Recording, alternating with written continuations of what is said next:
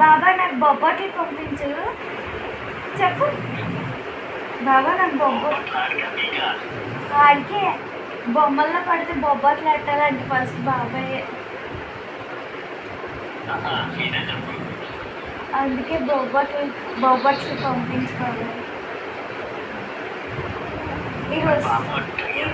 ఈరోజు సాధించేస్తాడు చిదజ్ఞ. సాధించాలి, చిదజ్ఞ సాధించాలి. చేసి అప్పరించుకొనైనా సాధించి చిన్నాడు బాగా